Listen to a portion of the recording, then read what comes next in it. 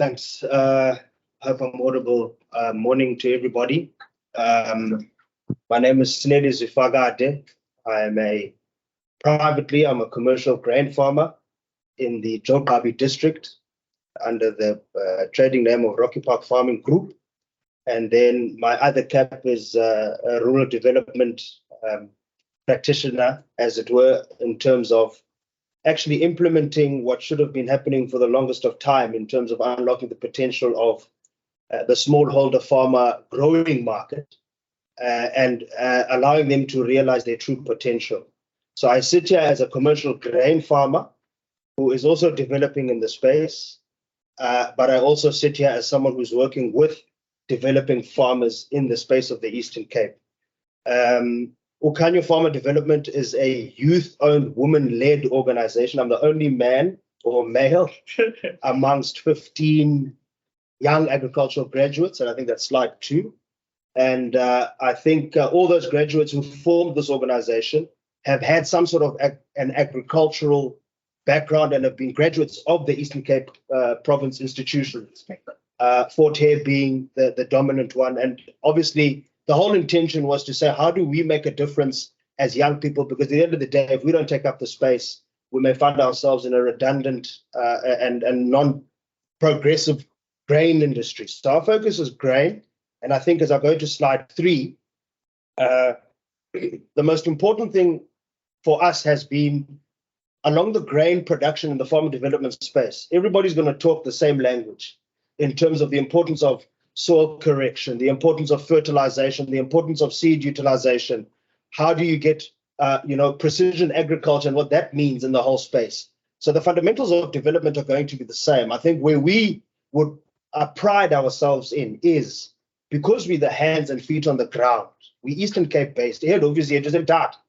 And in Mthatha, we're covering 4 grain districts. And if you look at the commercialization strategy of the Department of Agriculture, you will find that they are strongly and fairly progressively supporting what they call as grain corridors of the province. So OR Tambo, Joburg, Amatole, in terms of district, and Chris Hani, we, from a Transkei setup perspective, that's where grain commercialization can effectively and commercially take place, even though 70% of those land pockets are under traditional authority. So that environment is being unlocked through the work that we do because we're working in those spaces as a young organization. I think most importantly, for us, commercialization is yield per hectare achieved, not necessarily hectares covered. You can cover 2,000 hectares, fine and fair, get 3-5 tons per hectare. It's a different ballgame.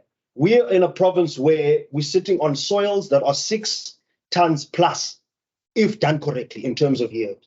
And I think Grain SA is a large organization, and I think it's a very old organization. And I was privileged to be an employee of Grain SA in my previous life before I got this opportunity to go farming myself. So that foundation has allowed us people who are in the space to say, what are we bringing differently that others have been trying to do?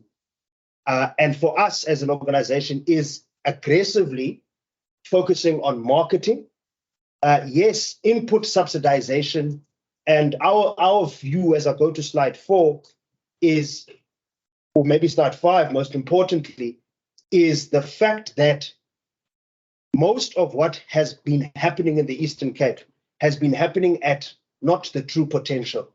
And I think most of the farmers know how to plant and know how to put a kernel of seed in the ground. We're not dealing with people that still need to be taught that. I think we're dealing with a market of farmers from a development space perspective that simply need opportunity and exposure to the latest technologies. And in that particular approach, you are exposing young people to the space. So our focus as an organization is youth people, is young. Our mentor team of 15 are young women in particular. And our farmer-based participation is young people and women in particular, because we've also identified as people who've grown up in rural areas that most households are led by women in the communities. So how do we take that individual and expose them to indlela zokwenza with regards to production of grain, and our focus being white and yellow maize for this particular season. So covering 3,000 farmers in the province across these grain corridor districts. And our main support is skills transfer and allowing the farmer to be exposed to ways to minimize the input cost. where the money is going to be for black farmers, particularly the developing farmers, is you have to drop that input cost. You have to achieve the yield, therefore being able to compete in terms of market. So subsidization is not a new thing. For those that have been in the space of government and the space of the industry for many years than us, I'm merely 32-year-old. Those that have been in the system would know that commercial agriculture was heavily subsidized before 94. It's not a new thing. That's why you've got elements that are being done in terms of blended finance, other streams to minimize the input cost for the farmer. The most important thing is to achieve the yield, because you're sitting on top of lands that are 6, 7, 8 tons in terms of yield. But are you doing it correctly to achieve that is where we come in as development people in our own right. So as I move to slide, maybe those are just the evidence of performance. But I think most importantly, if I just go to slide 9 or 10 at least in particular, is the fact that, let's go to slide 10, marketing and grain trade. That's 9. Yes, there. So what we've done as Ukanya Farmer Development is that we focused on production, yes. And I speak to you at the back of subsidizing the cost. So some of our partners who've made our work possible to date have ensured that we subsidize that input cost. So if an input cost of maize commercially, I as a grain farmer am paying 26,000 Rand, including overhead costs, to produce that hectare, but I'm achieving 9 tons. That's where the economies make a difference. So I can put down input cost to that level because my tonnage is to that effect. It goes back to climate change and geography around the Eastern Cape. Doctor spoke about heat units. In Ugi, I've got less heat units compared to MTAT in the region of the R61. Now, if you look at the grain corridors of the province, R61, N2, as far as Ntabankulu, is your grain corridor as far as Tofubaba, Somo, in terms of a little bit of a dry area. But that input cost for the farmer, if we bring it down from 15 to 9, but yet provide inputs that are of quality to achieve 6 tons a hectare, what does that mean to price and overall household income? That's what the difference is in terms of the space. Now, I'll link what I'm saying with crop diversification. We spoke about white maize here. Indeed, it's been a situation where the millers, if they are, and I mean, I'm no miller myself, but the millers will speak about a soft dough of the pip, the softness of the pip, because of us not being able to get the hardness of the quality of mill is a continuous issue. But I think technologies and Ugi being a commercial area for grain has been an area where they tried white maize 9, 10 years ago. And I think that was the issue. Technology from a seed perspective, cultivation practices, I think have positioned us like UFD to be beneficiaries of the PepsiCo program. So we are a partner of PepsiCo. They've got the Khodiso Fund, and that Khodiso Fund is purely trying to unlock white maize production in the Eastern Cape. Because what they've identified is the fact that their annual North plant is not getting enough white maize, and it's coming from Free State. That's a problem. So those opportunities do lie to say, how do we get that kind of an activity going? Now, how do we get ECRDA Red Hub in a Khodiso Fund position? We have to get the quality of grain to the standard where they can be milling. And another thing to entice market, as I just give grain marketing and trade, it's very important to understand the fact that I, as a farmer, needs to be enticed as to why I must trade with ECRDA. You need to give assurance that from a session perspective, I'm going to get my money per ton. That's the only way we're going to up production for the red hubs in particular. That's how Amadlelo's doing it, for example. And I think another aggressive component of our approach is we purely focus on local market of the province. Amadlelo Agri, dairy company, everybody knows about it. Where are they getting most of their maize? We can't have that. But unfortunately, our farmers from an infrastructure perspective haven't gotten to the level where they are delivering bulk all the time, 34 tons. So how do we change that? You up the production, you justify the investment from an infrastructure. That's why we've built our own storage shed opposite Spa, English, next to the airport in Mthatha. Because what we've found is that we had to get to a position where, from a value chain perspective, how are we ensuring market offtake for our farmers? If you have 3,000 farmers on average producing 5 tons a hectare, where does that maize going? Someone has to offtake it. So we had to build our own shed as per that what you see on the Excel spreadsheet on the presentation. As I go further down from an organizational perspective, I think that speaks to what I'm trying to allude to. Where are we in the value chain? ECRDA is looking for agro-processing. Mr. Goyo makes reference to that. If we are going to be in that position, are we in a position to be able to offtake that maize from farmers? And is ECRDA set up to give us sessions to be in the position of trading grain at SAFEX? Because he's going to ask for maize as RCL Foods. And I'm going to ask him one question. What's your price per ton that you're offering? He's going to tell me SAFEX. The current setup of farmers is that the informal market is giving more per bag than that of the formal market. So he would rather wait for 230 Rand over 3 months than to sell his bag or her maize bag at 140 Rand. But what they don't understand, and that's where training and education comes in, which is part of our work as development people on the ground, you would rather trade 500 bags at 140 Rand now than be in a position to get that turnover to go back to Emhlabeni come September. Everybody speaks about the importance of timeous planting, which is an important factor from a technical perspective to get the results we obtain for. So some of the work that we are doing has attracted investment as I go towards the end of this presentation. You know, Dr. Grainer spoke about the investment of machinery.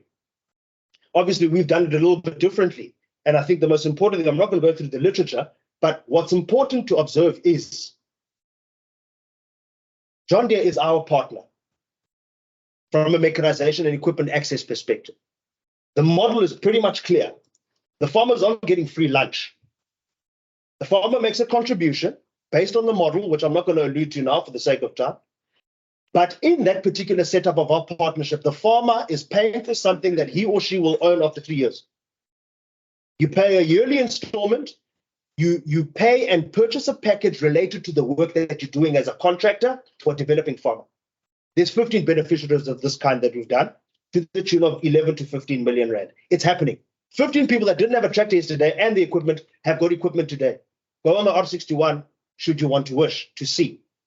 So we've started something that is abnormal to the system, which brings me to the position of saying we have sat in these sessions year on year.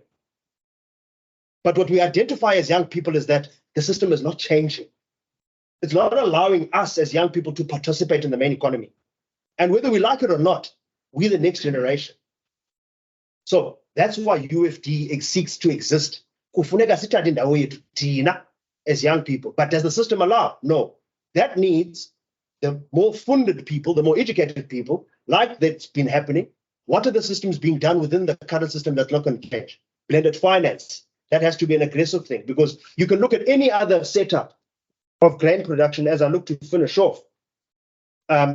Slide 14, most importantly, crop insurance. The whole value chain of production is going to focus, and everybody's going to talk the similar language. But if access to finance is poor, I think Doc also alluded to it, we can close the session today. So I am encouraging that lenient funding mustn't only be a preaching topic.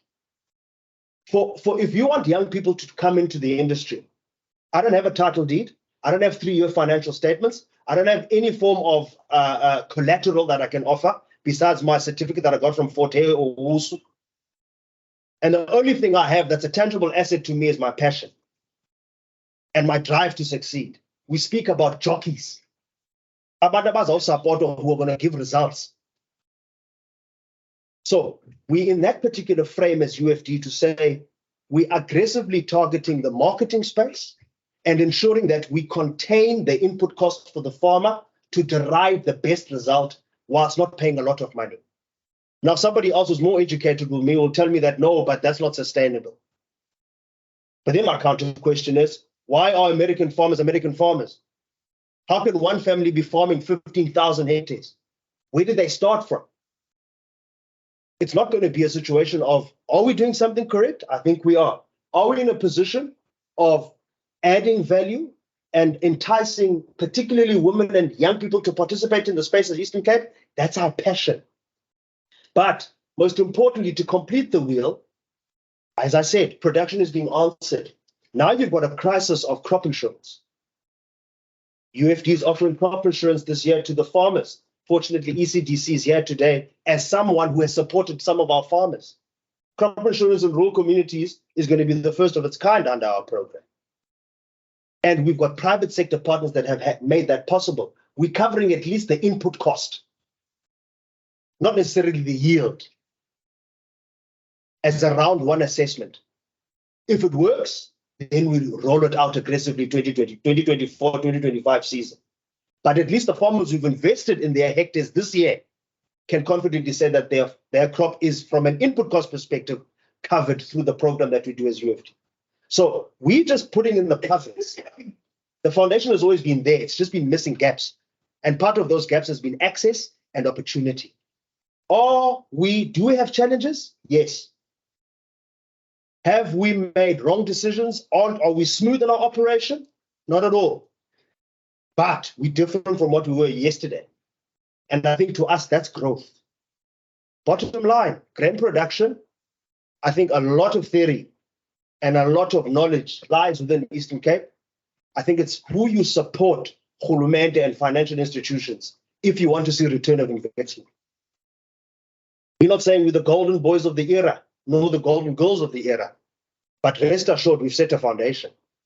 And I think that's where investment needs to be aggressive. Someone who can take the industry from 50 to 100 to 2,000 hectares. 300,000 hectares lies in this province. Arable land. You haven't even touched irrigation, of which it's lying in those areas that are specified, of which within those areas, you've obviously got higher rainfall opportunities. And unfortunately, I think even online, there's other partners who are working in the industry. But I think for now, I'll stop there for the sake of this particular time frame. Thank you. Right, so